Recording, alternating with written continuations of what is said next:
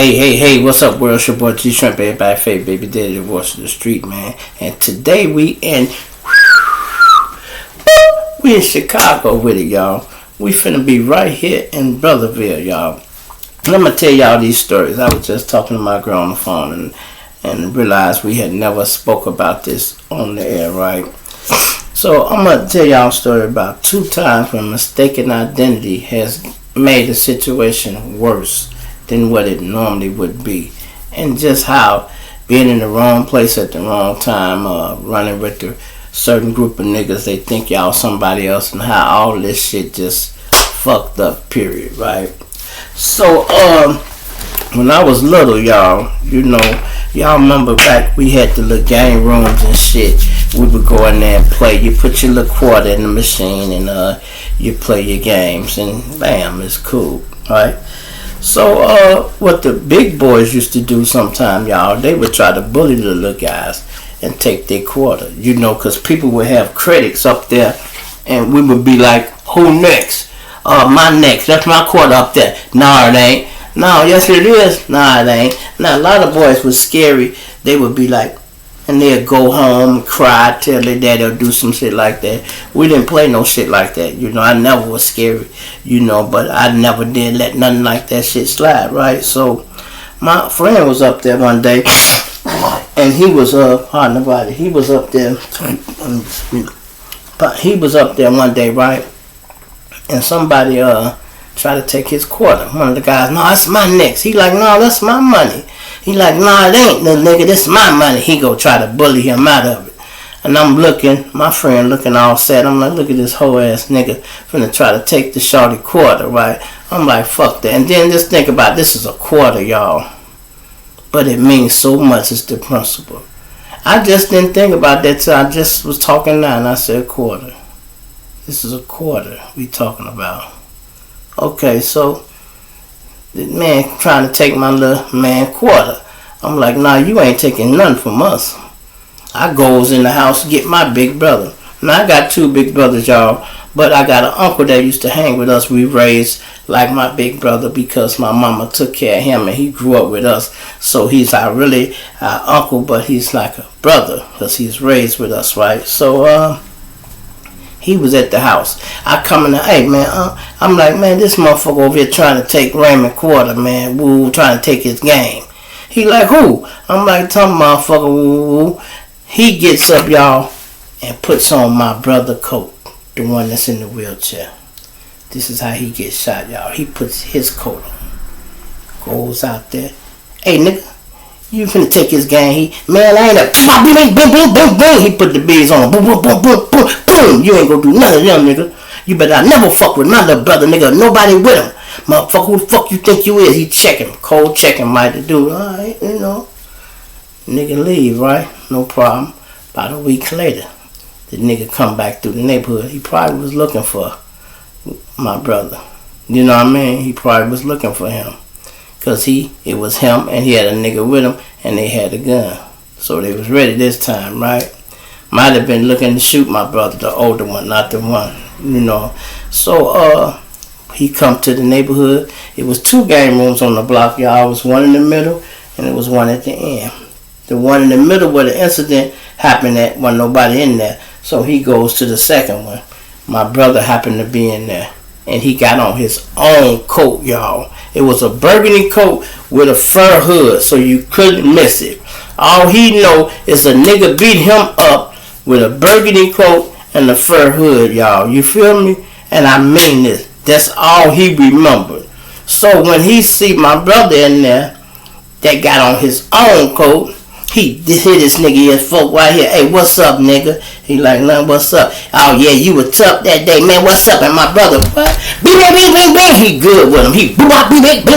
He beat him up real quick. Bing. Dude holler, man, get the missile, man, pop him. He grabbed this, y'all, little 22, I think it was. Yeah, it's a 22. He, pow. Might have been 32, but it wasn't no big gun.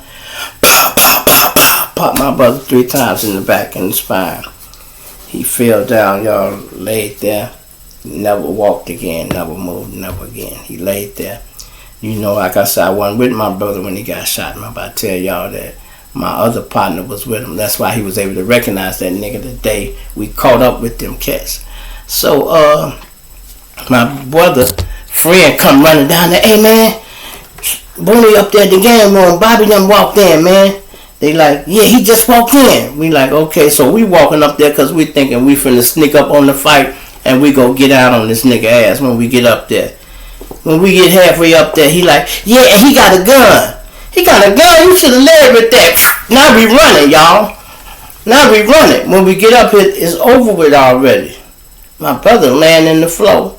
God damn it, and you know, we running there. My brother who put on his coat, finna grab him by the leg and pull him out. Because he was laying like in the corner, like by like a heater or something, and he finna drag him in the middle. He like, nah, don't touch me, man, don't touch me. I think he knew he was paralyzed, and he knew, man, y'all ain't finna do nothing, make this shit worse. So he like, don't touch me, man, just leave me like this. And he laid there, and they came and checked him out, and he ended up paralyzed, y'all. You know, he ended up paralyzed, and it's a long story with that. I told y'all how small the world is, y'all. The bitch my brother ended up fucking with was fucking with the nigga, my brother, that shot my brother. So she's fucking the suspect and the victim. That's how small the world is. She was fucking the suspect and the victim. What are the odds of that? And we didn't know it, and she didn't even know it. It just happened to be like that. And that's how we ended up catching up with that cat at her house. My brother visiting the bitch, and he come over there to visit her, and boom. And she was just a sloppy bitch anyway. I can tell you some stories about her. Oh, man, she was so cold, man. She was the type of bitch hide a nigga in the closet, fuck you in the bed, and then let you out, and then get this nigga out the closet, y'all. She was cold-blooded, man. And then she reminded me of this other chick named Charmaine. Used to do the same shit. Had one of the little moles used to fuck with her. He used to hide her. She used to hide him in the closet until her husband go to work, and then he in there already. I'm like, man, that's some cold shit. Y'all think niggas ain't shit sometime. Listen, a nigga ain't shit sometime, but when a woman ain't shit, boy, she ain't shit. But anyway, that ain't what this story's about. You feel me? But draw this, right? So let's say that there's over with, right? So we got another incident, right? When we was younger, coming up, we had this nigga that moved around here named Dollar Bill. He was a gangster. He moved in our neighborhood. You know, we was shorties then. He was one of our first little shooters. Goddamn, he had a 22 and 38 something. We thought that was big shit. This before I even became 22 Pete, y'all. He was the shooter with the 22 at first, right? So he came over there to kick it with us one night, and he kicking it and shit. And he getting ready to leave, right? I got 2 flat buildings on the corner, y'all. So I let him out the front door, and he finna get on the bus and gone. As he on the front door, when I let him out and lock the door, it's a nigga up there. Now we sell weed, y'all. It's a nigga in front of the building. Yeah, he said, you got some weed? Yeah, I got some weed, man. What you need? Ooh, he's still listening. So that's like an insult, you know, to us. That's how Dollar Bill took it. Like, what? You selling in front of Shorty them crib? Now, we went up there. We didn't know it. The nigga probably was on the bus stop. He probably was trying to catch a few customers because he knew we sold weed. And he figured if I wait on this bus stop, I'm only going to be here a hot minute. I might get 2-3 sales and I can jump on the bus and go about his business. But he didn't. My man Dollar Bill come out there. They talk. He said, all right, well, man, what you want? He said, man, let me get 2 bags of woo-woo, whatever they discuss. And then Dollar Bill try to rob him. Like, nah, nigga, give me all that shit. And the gun like this, y'all do like, man, I'm not giving you my shit. Man, I'm not giving you my shit with that little ass gun. Nigga, fuck you, nigga. You have to do this nigga a gangster. You know, he a real gangster. You know, man, I ain't getting you shit with that little 22. Fuck you, nigga. You got to use that little motherfucker. And that's how he felt, y'all. And he was for real about it. Listen, they get the rasping and shit. And before they know it, they done fought from the side of my house to the back door, y'all. Now, I looks out the window like, what's that commotion? I look. I said, damn, this Dollar Bill. You know, now I'm coming from the aid and system, right? And I can hear my man say, cool out, nigga. Cool out. Hey, man, I'm going to pop you, nigga. Cool out. Because the nigga was trying not to give it up, and man, he said, I'ma pop you, nigga, cool out. And the nigga, you know, and I run out, right, the house left in help. He like, shorty, go back in the house. This was my man tell me. So I'm like, damn, I turn back, and he raps, and I guess he said, I'm finna do this, nigga. He pop, pop, pop, pop, pop, pop, pop, pop, pop, pop. Popped his ass with that little 22, you know. Didn't do no damage to him. Made his ass mad. That's what it did. All dude remember, he was on 73rd and Racine on the bus stop, and the fight ended up in the back. Some niggas come out that back door, know him, so he knew dude was connected to the house. Wasn't me though, but this is him. But that's what dude put 2 and 2 together though. Would you believe that nigga come back with some of his guys and threw a cocktail, and this motherfucker burned the bitch down. Burn it up, y'all, you hear me? Thank God this is a brick building. It didn't completely destroy it. It fucked it up though, because it burned up a lot of the inside. The whole first floor was burned up. The second floor was alright, but if your first floor fucked up, how much could the second floor be? You can walk up there and you gonna fall through or whatever. It was fucked up. My dad took the insurance money and bought the building, paid for it all out so he can have the deed.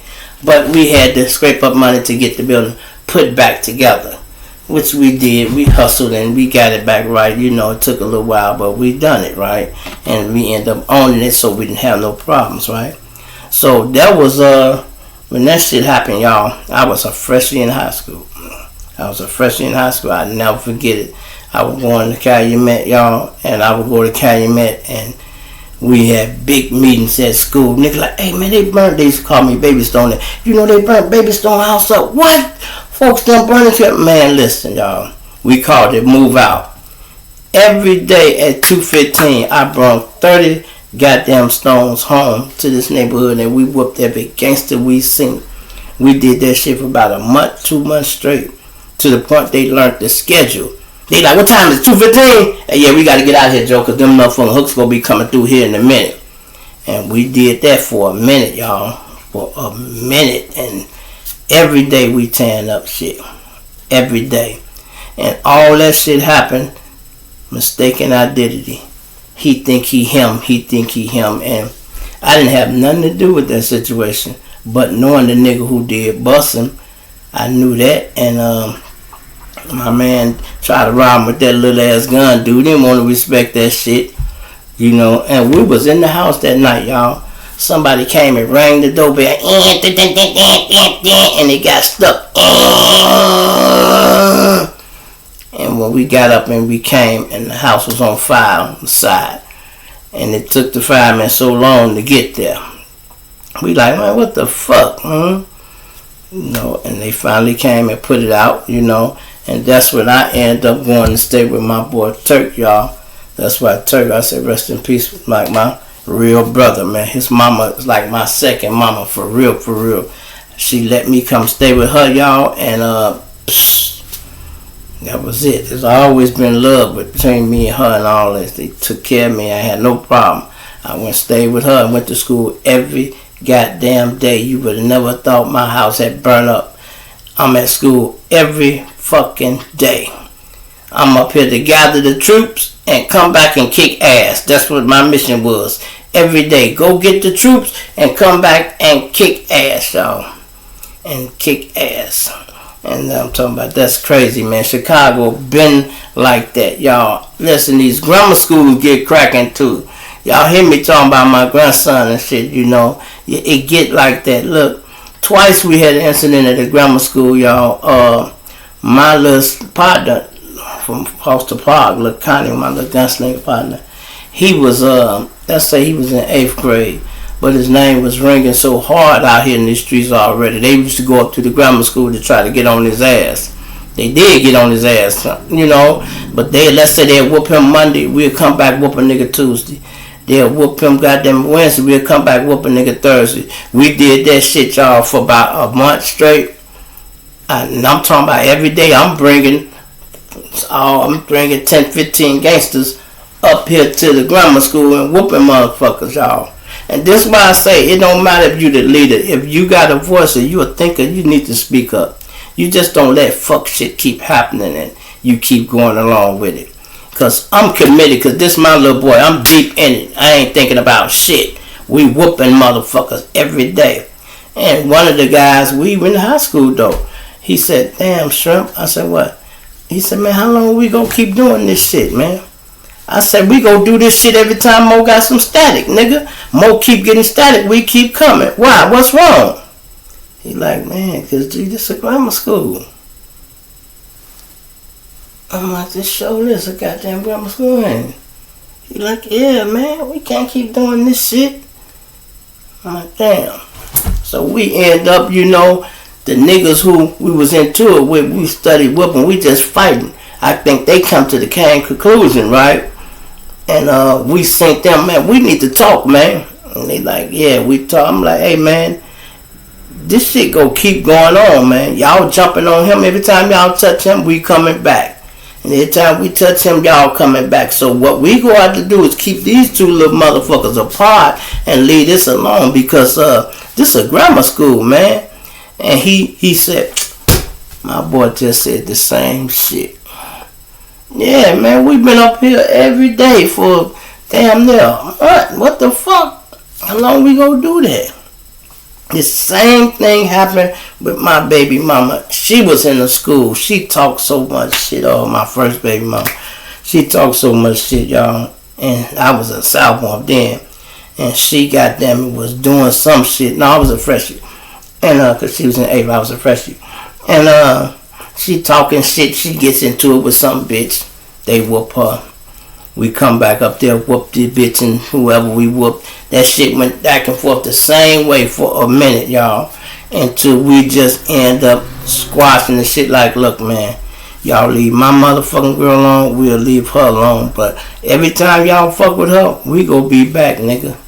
So I don't give a fuck how y'all feel. Y'all might get down that day, but we'll be back tomorrow. You know, because that's how it was. It's always been like that in the city. Tick for tack, tick for tack, tick for tack. And like I said, these guys, what they doing, all this shooting and shit, it ain't nothing new. We've been still doing it. It's always been tick for tack, tick for tack. And the reason I don't judge these little boys or try to go hard on them all the time is because I know it's always about retaliation. You know, you kill my dog, I'll kill your cat. But my thing is this. If we can stop some of that, we can. Because we see, man, y'all doing all that and y'all ain't gonna get nothing out of it. Y'all ain't gonna get nothing out of it, bro. You getting reputations and you getting yourself killed, get your mama killed. These niggas is killing at an unbelievable rate, y'all. Unbelievable rate. My generation, y'all, ain't none of them got killed. No nigga I ran with got killed. The nigga I lost died of old age. Nobody got killed. And plus we watched us much harder than they did. We was really serious with our shit. We secured them motherfucker. You can't go nowhere by yourself. Now we go watch you. Where you finna go get some gas and we going with you. We go do that. These guys ain't got no love for each other like that, y'all. They should, but they don't. They shouldn't let each other go. Hey, we was moving out, y'all. If you go to the store and you up there longer than 5 minutes, 10 minutes, I'm coming to see why. And every nigga ran with me knew how I thought. You know, they had some of my guys trapped in the store one day, and they in there, about 3 of them, and it's like 6 gangsters waiting on them to come out. What my guys them do, we go hold fast for a minute. They like, what we gonna do? Like, Shrimp gonna be walking up in a minute. He gonna see, wanna know what's taking us so fucking long. And showing up, y'all, when me and the group of the guys walk up there, them niggas was up there. They seen us and he like, yeah, I knew something was up. I knew something was up. And then, like I said, me and the General Rakim, that was my man there, right? My main man, gunslinger buddy, he a general too. We start doing shit like, man, you can't get caught together. Because we running the land, man. If they catch both of us, we gonna be fucked up over here. So we start splitting up. Okay, I'm gonna ride with him, you ride with them. We still both spinning, but we don't want to get caught together and make it easy for these people. We'd rather, okay, if they catch you, I'ma handle it. If they catch me, you handle it. That's how we was looking at it.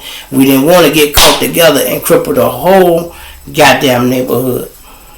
Because they would have been like, yeah, you know, we got down on Shrimp them last night. Yeah, we got them niggas out of here. They'd killed Shrimp. Them don't cease to exist. Who is them? We got rid of them the other day when we got rid of Shrimp. And then Dice. We got rid of Shrimp and Dice. Boy, ooh. It's been rough around here, man. It's been rough. I always stayed in headquarters, bro. This headquarters, bro. That's why I can sit in here talk my shit. If they say, talk your shit, G, they be like, G, talk your shit, G. But I be trying to give y'all the game so y'all know, man, at some point, you got to grow up. Now, everybody want to know how you survive, stay out the way, do this and that, man. Basically, just grow up and start doing different shit. And the reason you can't leave the gang, technically, y'all, is because it don't matter if you stop gang banging and stop hanging out. You'll get rid of your gang, but you can't get rid of your enemies. You go always be an op to them. So you might as well have it in your heart. You grow up and start doing grown man shit. You don't hang on the block. You don't hang on the corner. So your shit will change. Your environment will change. And you start doing things different. You straight. Like when I was kicking it with a woman for 25 years. Living in different locations and things like that. I just grew out the shit. I'll never forget this, y'all. One of the young generals under me, right? Me and him had some words one time. He was mad because I had started getting money and I'm trying to bag up from the guys. I'm getting them pipes, but I'm like, I don't need to be out there. I don't need to be over there. Ooh. So me and him was demonstrating one day. He like, man, G, they say you don't even be on the block no more. Why you don't come on the block no more? I'm like, fuck, I need to come on the block and do some shit I did 15 years ago, nigga. I ain't finna get rich on that block. I thought I was. I might make a few dollars like you doing, but your ass going to jail. And my mind done changed. I'm growing up, so I'm doing shit a little different. He like, man, Joe, but you still could come through, man. I'm like, nah, man. He like, I said, man, you got to have something else in your life important more than Blackstone. You know what that nigga told me, y'all? Ain't nothing gonna be more important to me than Blackstone. I said, yeah, you holler at me 10 years from now, nigga. And I swear to God, 10 years later, that nigga came and apologized to me, y'all. You hear me? And I mean it. He came and stood on it like, hey, General. He said, you was right. I'm sorry, Mo. He said, I never thought I'd see the day the nigga got kids, got a woman, wife, and shit like that. And he apologized to me. Because when you young, you brainwashed. You think, I'm talking about, I was so fucked up deep in this gang shit, y'all. I really believe that shit the generals was telling. I thought we could eliminate this side and we gonna take over the whole city. I really thought if we had 10 ops, if we could knock all 10 of them off, we gonna run the city.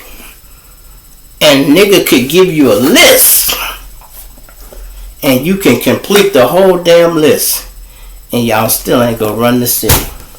You can run through 2 or maybe 3 lists and you still ain't gonna run the city. I know niggas done went to the joint, y'all, did 20 years and come home and was disgusted to find out it was folks still over there on the block that he had been running through like Jason. He like, man, G, I did 31 years and you telling me these niggas still over there? I'm like, yeah. What in the fuck I do 31 years for? For them 3 motherfuckers you killed. But damn, G, I thought that was about something. Shit, it was. It was about the 3 motherfuckers you murdered, you know, but, I mean, I can't change the outcome. I'm just as shocked as you, nigga, ain't it? I can't change. You know, niggas will go to the joint, come home, pull up on my house, and look, Shrimp driving this car right here. If it ain't got no rims on it, the windows tinted, this Shrimp car right here. 9 out of 10 be right. Because it's the land, you know, and that's why if you want to elevate and do something different, just change. You know how they say when you trying to kick drugs or shit like that, you got to change the people, places, and things. That's true, too. You change your people, your places, and things, and shit start getting better. You know what I said to myself earlier today, y'all? I said, damn, I'm blessed. I said, everything the Lord has took from me going through the years and certain little things has been given back to me slowly. Even if it's what, getting back in financial position, getting back in a good, healthy relationship, getting back some of the shit I lost. I remember breaking a motherfucking TV, doing something. Then out of the blue here, another one just pop up for helping somebody move. I'm like, damn, I don't even need no TV. I already got 3. Now it's 4. I'm like, damn. I remember when I broke this size TV, I looked at it, I said, that's a little TV. I broke a TV like that once before. I said, damn, the Lord giving me everything back that I lost. And I appreciate it. That's why I appreciate my subscribe. Hit that like button. Hit that share button, y'all. Hit that cash out. Bing! You know. And so that's why I be trying to be humble, y'all. And I be telling y'all these little stories. I don't be trying to get too far. I be trying to make sure it's a message at the end.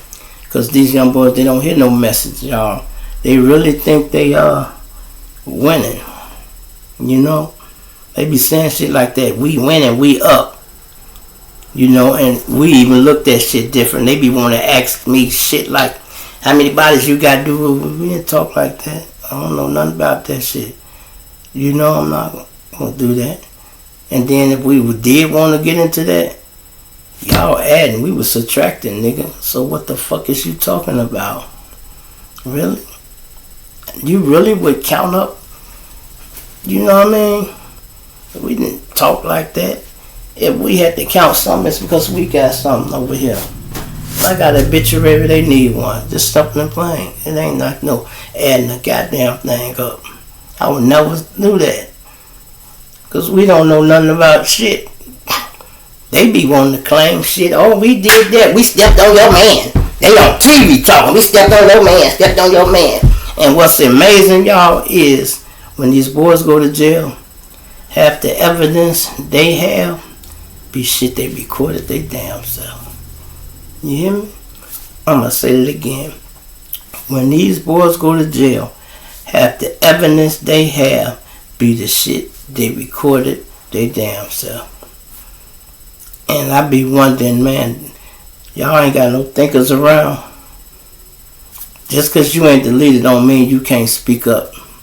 You know, ain't nobody can say, hey, G, what? Don't say that. Well, don't say that. Don't say what? We stepped on a nigga at McDonald's. Why not? Because we stepped on a nigga at McDonald's. Fuck is you talking about? Why?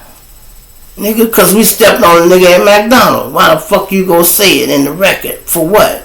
It ain't getting you no more paid. It's gonna get your ass locked up, though. I guarantee you that. And that's why I say sometimes dirt get loose and say little shit. Stand over his ass, it's gonna be easy. This my favorite pose. Niggas talk that shit, boy, hey. And the bad part about it is we be listening to it, y'all. Do y'all know our kids are numb to death just as much as the OGs and the regular ones? They even know when we go slide and get licks back.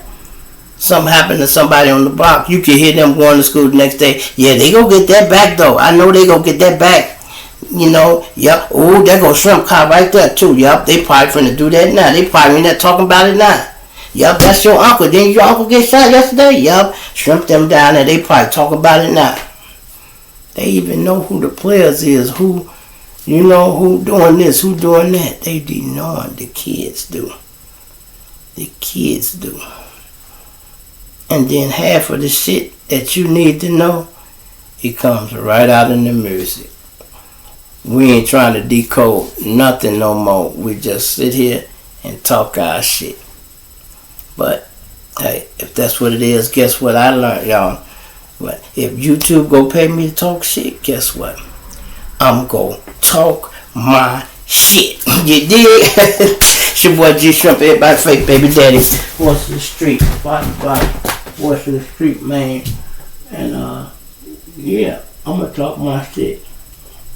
Why wouldn't I? Why wouldn't I? Yeah, so if they gonna pay me to talk shit, I'm gonna talk shit, y'all. I'm gonna sit right here and do it. I'm gonna do it every day. But I'm gonna try to make sure it's productive. And now I got some other shit to do. at the podcast. Guess I'll finish up over there. I should have been running them simultaneous, but I didn't get a chance to do it because I was on the phone handling some other business, y'all. I'm out.